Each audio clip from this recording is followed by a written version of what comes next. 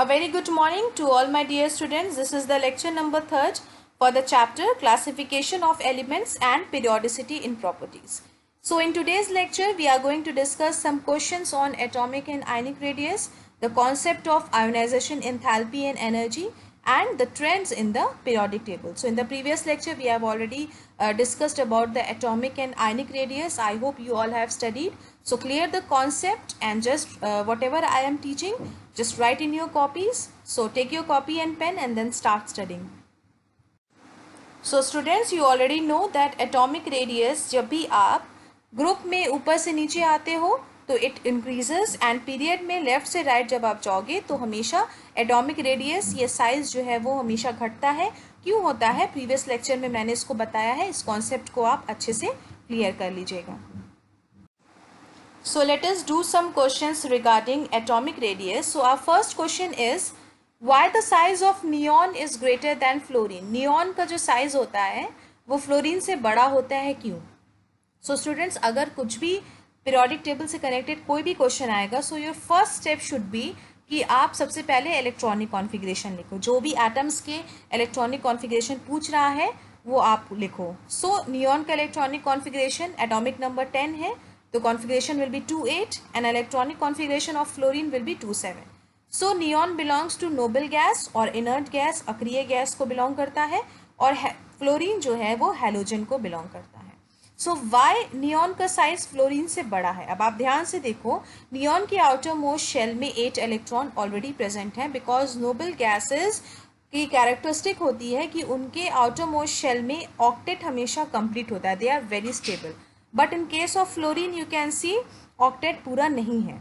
So size of neon is bigger because outer shell of neon is complete. I have already told कि outer shell जो है, बाहरी कक्ष जो है वो कंप्लीट है, octet is complete. As a result, the effect of nuclear pull over valence shell electron cannot be seen. इसका outermost shell के electrons already भरे हैं, octet अष्टक already पूरा है, तो जो वैलेंस शेल इलेक्ट्रॉन्स पर नाभिकीय खिंचाव का प्रभाव नहीं देखा जा सकता. तो you can not see the effect of nuclear pull over the valence shell electron, क्योंकि उसके वैलेंस शेल इलेक्ट्रॉन में ऑलरेडी जो है वो 8 इलेक्ट्रॉन है, वो ऑलरेडी स्टेबल है, वो ऑलरेडी स्टेबिलिटी को अटेन कर चुका है neon. That's why it's size is very big. क्यों? क्योंकि कोई भी न्यूक्लियर पुल, जैसे कि आपने पढ़ा था, न्यूक्लियस जो है वो उसको जो पुल करता है, that is not seen over the valence shell electron, क्योंकि वैलेंस शेल इलेक्ट्रॉन में ऑलरेडी 8 इलेक्ट्रॉन प्रेजेंट हैं. So students, let us move on for the next question. Question number 2. Why size of sodium is greater than magnesium? Sodium का size जो है वो magnesium के size से क्यों बड़ा होता है? You have to justify the answer. तो फर्स्ट स्टेप है कि आपने इलेक्ट्रॉनिक कॉन्फ़िगरेशन लिख लिया. Sodium 281, magnesium 282. सो आपको पता है कि सोडियम एंड मैग्नीशियम जो है वो जस्ट आप कह सकते हो डिफरेंट ग्रुप्स के हैं. ठीक है, मीन्स सेम पीरियड में है लेकिन डिफरेंट ग्रुप्स के हैं. सो आपको पता है, आपने पढ़ा है कि जैसे जैसे एटॉमिक नंबर सक्सेसिवली बढ़ता है, आपने पढ़ा है पीरियड में, जब आप लेफ्ट से राइट जाते हो तो जब एटॉमिक नंबर इंक्रीज करता है तो न्यूक्लियर चार्ज यानी नाभिकीय आवेश भी बढ़ता है. क्यों बढ़ता है? क्योंकि प्रोटॉन्स की संख्या जो है वो सक्सेसिवली बढ़ती है. नाभिकीय आवेश या न्यूक्लियर चार्ज क्यों होता है? मैंने ऑलरेडी बताया है कि न्यूक्लियस पे चार्ज तभी होगा, वो प्रोटॉन्स की वजह से होगा. जब आप पीरियड में लेफ्ट से राइट मूव कर रहे हैं तो नाभिकीय आवेश बढ़ रहा है, यानी प्रोटॉन्स की संख्या में सक्सेसिव बढ़ रहा है, एक एक करके उसकी संख्या बढ़ रही है, तो न्यूक्लियर चार्ज भी बढ़ रहा है. तो न्यूक्लियर चार्ज जब बढ़ रहा है, अब आप खुद समझो, पॉजिटिव चार्ज बढ़ रहा है न्यूक्लियस पे, तो जो नेगेटिवली चार्ज इलेक्ट्रॉन्स हैं उनके बीच में जो अट्रैक्शन फोर्स होगा न्यूक्लियस और वैलेंस इलेक्ट्रॉन के बीच में बढ़ेगा. क्लियर? न्यूक्लियर चार्ज अगर बढ़ रहा है, आप पीरियड में लेफ्ट से राइट जा रहे हो, तो होगा क्या? आप ध्यान से सोचो, पॉजिटिव चार्ज न्यूक्लियस पे बढ़ रहा है तो जो फोर्स ऑफ अट्रैक्शन काम कर रहा है न्यूक्लियस और बाह्यतम कक्ष में वैलेंस इलेक्ट्रॉन के बीच में, वो और ज़्यादा जो है डोमिनेटिंग होगा, फोर्स ऑफ अट्रैक्शन बहुत ज़्यादा हो जाएगा. इसकी वजह से एटॉमिक साइज जो है वो घट जाएगा. क्लियर? फोर्स ऑफ अट्रैक्शन जितना ज़्यादा होगा साइज उतना कम होगा, एटॉमिक रेडियस उतना कम होगा.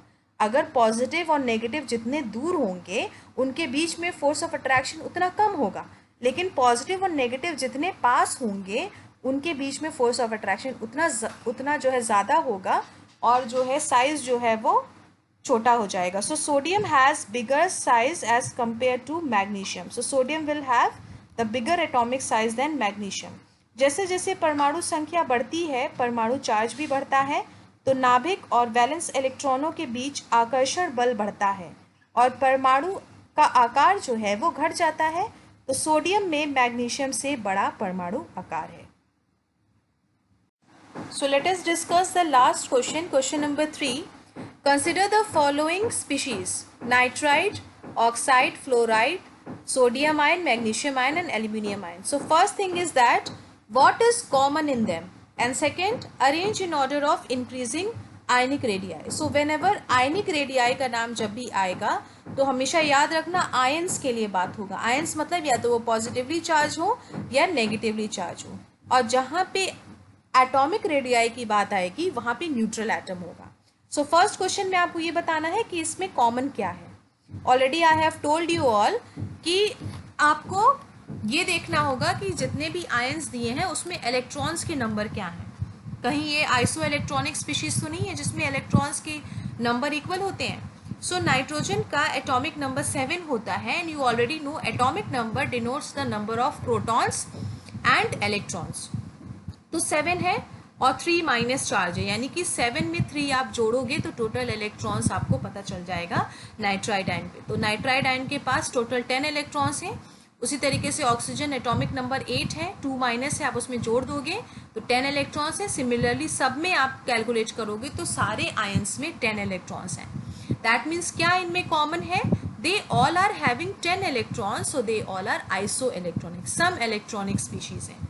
सेकेंड क्वेश्चन जो आपको पूछ रहा है कि आयनिक रेडियाई के इनके इंक्रीजिंग ऑर्डर में आपको अरेंज करना है.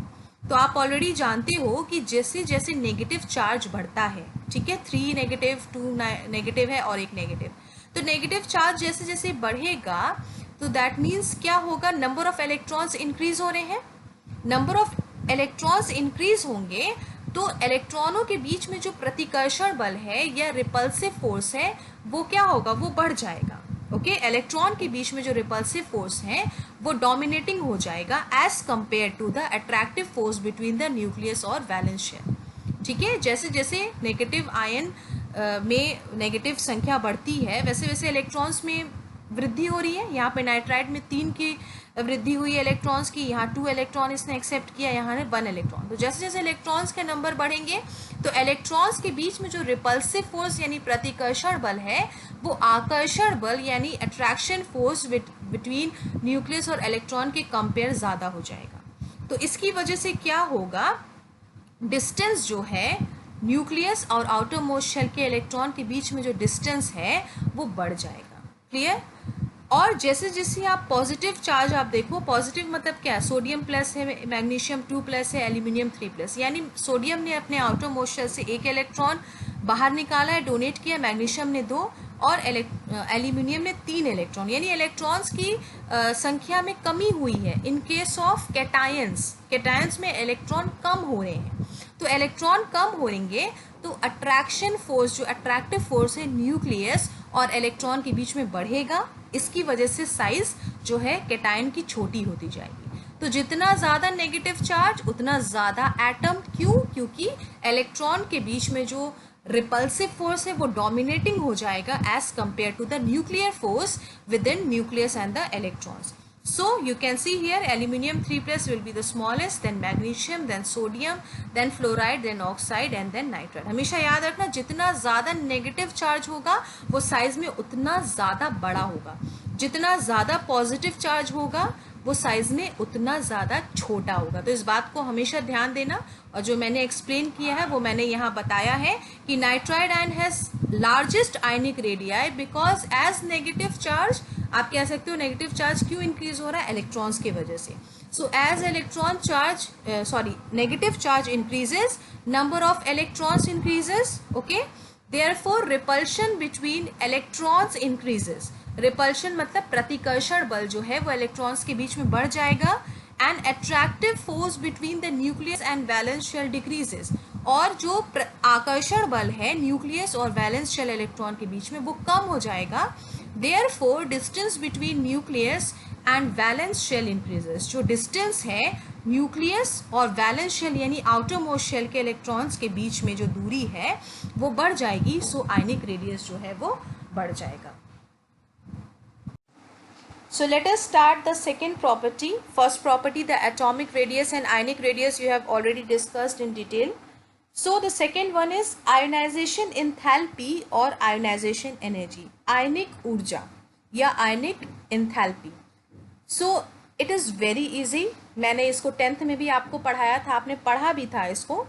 But let us see. The first we will see the definition.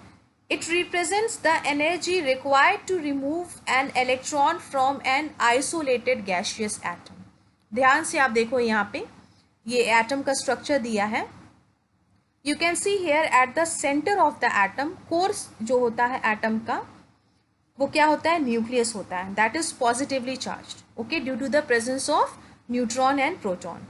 And electrons हमेशा सर्कुलर पाथ में शेल्स में घूमते हैं. That is the their orbits. Electrons जो होते हैं वो हमेशा नेगेटिवली चार्ज होते हैं और वो कभी भी एक जगह पे स्टेबल नहीं हो सकते. वो हमेशा इस पर्टिकुलर पाथ में घूमते रहते हैं और जब उनको एनर्जी दी जाए तो ये अपने पाथ को छोड़ भी सकते हैं. ओके, वो अपने पाथ को छोड़ भी सकते हैं. So this is the complete description of an atom. So ionization enthalpy या एनर्जी आप ऐसे समझो, आयनिक ऊर्जा, कि वह मिनिमम अमाउंट ऑफ एनर्जी, वह मिनिमम ऊर्जा जो हमें लग रही है कि किसी भी बाह्यतम कक्ष के इलेक्ट्रॉन को निकालने के लिए, बाहर निकालने के लिए, the amount of the minimum energy which is required to remove an electron from an isolated gaseous atom. Isolated gaseous atom से, पृथक किए हुए गैसीय एटम से उसके आउटर मोस्ट शेल को इलेक्ट्रॉन्स कि आउटर मोस्ट शेल के इलेक्ट्रॉन्स को निकालने के लिए कितनी मिनिमम ऊर्जा की आवश्यकता हो रही है, that is the ionization energy. ध्यान से अब देखो, X जो है कोई भी एटम है जो कि गैसियस स्टेट में है, उसके आउटर मोस्ट शेल के एक इलेक्ट्रॉन को आपने बाहर निकाल दिया. तो इस एक इलेक्ट्रॉन को निकालने के लिए जितनी मिनिमम एनर्जी आपने खर्च की है, that is the ionization enthalpy. So it is expressed in units of kilojoule per mole inverse and it is represented as delta I H. H is enthalpy change. Enthalpy change means आप thermodynamics में इसको पढ़ोगे. Enthalpy को आप ऐसे समझो, enthalpy is the total heat content of the system. कितना particular किसी सिस्टम के पास कितना हीट है, कंटेंट ऑफ हीट है, वो कहलाता है एंथैल्पी. सो आपने पढ़ लिया कि आयोनाइजेशन एंथैल्पी या आयोनाइजेशन एनर्जी वह मिनिमम अमाउंट ऑफ एनर्जी है जो किसी आइसोलेटेड गैसियस एटम के आउटर मोस्ट शेल में जो इलेक्ट्रॉन्स हैं उनको निकालने के लिए खर्च की जाती है. So that is the ionization energy. तो अगर आउटर मोस्ट शेल में, ऐसा तो ज़रूरी नहीं है कि सिर्फ एक ही इलेक्ट्रॉन हो, एक से ज़्यादा भी इलेक्ट्रॉन हो सकते हैं. तो अगर आउटर मोस्ट शेल से आपने एक इलेक्ट्रॉन को बाहर निकाला है, जो कि आप यहाँ देखो, आउटर मोस्ट शेल से आपने एक इलेक्ट्रॉन को बाहर निकाला एनर्जी देकर, तो that will be the first ionization energy. वो हो जाएगी प्रथम आयनन ऊर्जा. सेकेंड क्या होगी इस पर्टिकुलर, अब आप खुद सोचो, एक न्यूट्रल एटम से आपने एक इलेक्ट्रॉन को बाहर निकाला तो वो कैटायन में कन्वर्ट होगा. अब इस कैटायन में से एक इलेक्ट्रॉन को और बाहर निकालना है आपको, ओके, क्योंकि इसके पास अभी वैलेंस इलेक्ट्रॉन और हैं. तो अगर आपने इसमें से एक इलेक्ट्रॉन और निकाल दिया, सो X will have X+2 charge, क्योंकि दो इलेक्ट्रॉन निकल गए, फर्स्ट स्टेप में एक इलेक्ट्रॉन और दूसरे स्टेप में ये. सो दूसरे इलेक्ट्रॉन को निकालने के लिए जो ऊर्जा मिनिमम अमाउंट ऑफ आपने एनर्जी दिया है, that will be regarded as second ionization energy या second आयनन ऊर्जा.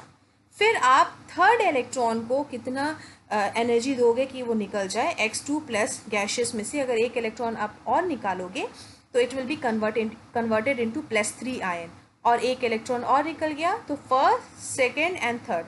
सो थर्ड इलेक्ट्रॉन को निकालने के लिए जितनी मिनिमम अमाउंट ऑफ एनर्जी लगी, that is regarded as third ionization energy. Okay, so first outer most shell के इलेक्ट्रॉन को निकालने के लिए जो एनर्जी आपने मिनिमम दिया, that is the first ionization energy. Second outer most shell में जो इलेक्ट्रॉन है उसको निकालने के लिए जितनी एनर्जी आपने दी, लगाई minimum energy, that will be regarded as second ionization energy. और जो थर्ड इलेक्ट्रॉन को निकालने के लिए आपने जितनी minimum amount of energy the that will be the third ionization energy या आयनन ऊर्जा। यहाँ पे येलो से आप देखो बॉक्स में मैंने इंडिकेट किया है कि थर्ड आयोनाइजेशन एनर्जी हमेशा ज़्यादा होती है as compare to second and as compare to one. That means ionization energy की वैल्यू सबसे ज़्यादा थर्ड की होती है, देन सेकेंड की होती है और देन वन की होती है। क्यों होती है अभी आगे हम डिस्कस करते हैं। Now let us see the concept of ionization energy.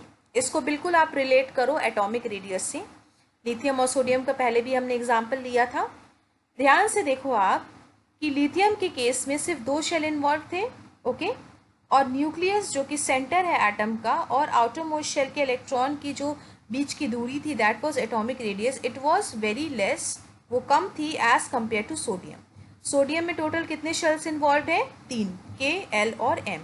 So the distance from the center of the nucleus and the outermost shell के इलेक्ट्रॉन के बीच का डिस्टेंस बढ़ रहा है। सो आपने कॉन्सेप्ट क्या पढ़ा कि लिथियम जो है साइज में छोटा होगा क्योंकि रेडियस जो है वो छोटा है। अब आप ध्यान से देखो कोई भी एटम जितना छोटा होगा यानी कि न्यूक्लियस और उसके आउटरमोस्ट शेल के इलेक्ट्रॉन्स के बीच में जो फोर्स ऑफ अट्रैक्शन होगा, जो आकर्षण बल होगा, वो उतना ज़्यादा होगा। और ये डिस्टेंस जो न्यूक्लियस से आउटर मोस्ट शेल के इलेक्ट्रॉन्स के बीच का डिस्टेंस जितना दूर होता जाएगा यानी फोर्स ऑफ अट्रैक्शन न्यूक्लियस के बीच में जो कि पॉजिटिवली चार्ज्ड है और आउटर मोस्ट शेल इलेक्ट्रॉन्स के बीच में जो फोर्स ऑफ अट्रैक्शन है वो कम होता जाएगा। क्यों? क्योंकि कोई भी अट्रैक्टिव फोर्स 2 डिफरेंट चार्जेस पे एक्ट करता है। अगर 2 डिफरेंट चार्जेस जितने पास होंगे उनके बीच में फोर्स ऑफ अट्रैक्शन उतना ज़्यादा होगा, लेकिन 2 डिससिमिलर चार्ज, असमान चार्ज जो है वो जितना दूर होता जाएगा एक दूसरे से उनके बीच में फोर्स ऑफ अट्रैक्शन उतना कम होता जाएगा। अब यहाँ पे आपको बताना है कि किस एटम में आप एनर्जी ज़्यादा दोगे कि उसके आउटर मोस्ट शेल के इलेक्ट्रॉन को निकालो। तो जितना ज़्यादा छोटा एटम होगा, साइज़ में जितना ज़्यादा छोटा एटम होगा, उनके न्यूक्लियस के बीच में और इलेक्ट्रॉन्स के बीच में जो फोर्स ऑफ अट्रैक्शन है उतना ज़्यादा होगा और उस इलेक्ट्रॉन को निकालने के लिए बहुत ज़्यादा हमें एनर्जी खर्च करनी पड़ेगी। जैसे जैसे ये force of attraction atomic radius के साथ बढ़ता जाएगा तो जो force of attraction between nucleus and the electrons है, outer most shell of electrons से जो अट्रैक्शन फोर्स है वो कम होता जाएगा क्योंकि डिससिमिलर चार्ज जितने ज़्यादा दूर होंगे उनके बीच में फोर्स ऑफ अट्रैक्शन उतना कम होगा और हमें थोड़ी सी एनर्जी हम देंगे तो वो आउटर मोस्ट शेल का इलेक्ट्रॉन आसानी से निकल जाएगा। So the ionization energy of lithium will be more as compared to sodium because size of lithium is small as compared to sodium and the force of attraction between nucleus and valence shell electron decreases as the atomic radius increases। तो मैंने यहाँ pink box में भी लिखा है, आप देख लो।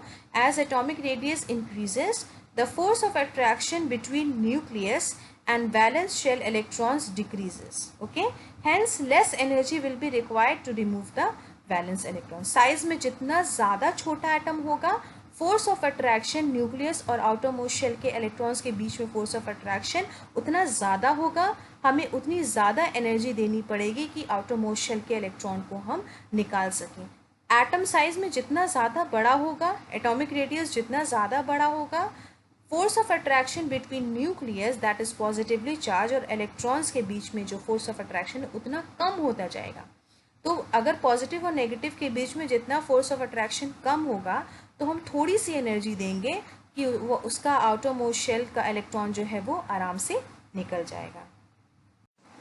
So students आप यहाँ पे ध्यान से देखो, अभी आपको पढ़ना है कि क्यों आयनिक एनर्जी जो आयोनाइजेशन एनर्जी है वो थर्ड सबसे ज़्यादा होती है, क्यों सेकेंड होती है और क्यों फर्स्ट में सबसे कम होती है। तो पहले हम एनर्जी के बारे में पढ़ लेते हैं।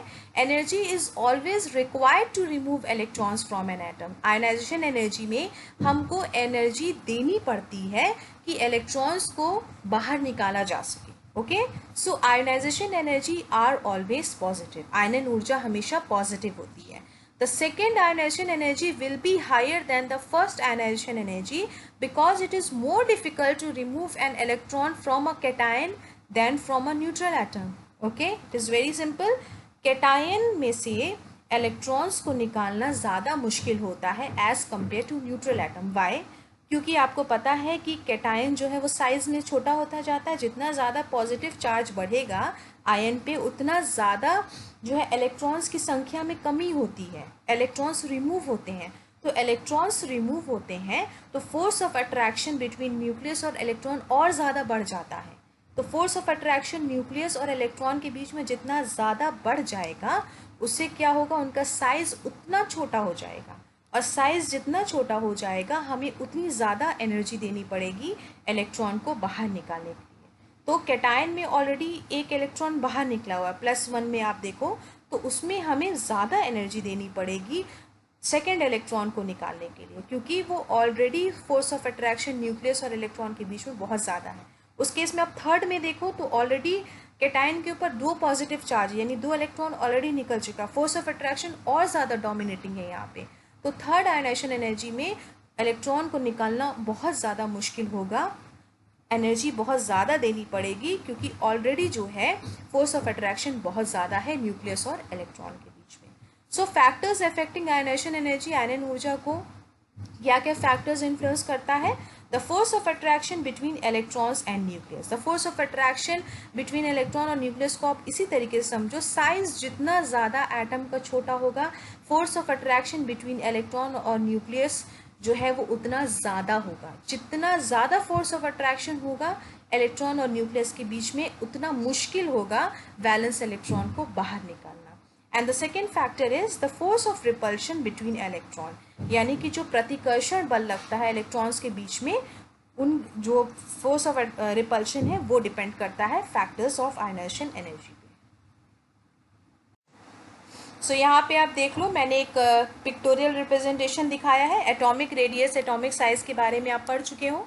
यहाँ पे दिखा रहा है, आप देखो, आप राइट से लेफ्ट की तरफ एरो दिखा रहे हो, यानी कि पीरियड में राइट से लेफ्ट जाओगे तो एटॉमिक साइज इंक्रीज होगा, लेकिन अगर पीरियड में लेफ्ट से राइट अगर हम मूव होंगे इस तरह से, तो एटॉमिक साइज जो है वो हमेशा कम होगा। ओके, देन ग्रुप में आप टॉप से बॉटम जाओगे तो एटॉमिक साइज हमेशा इंक्रीज होता है।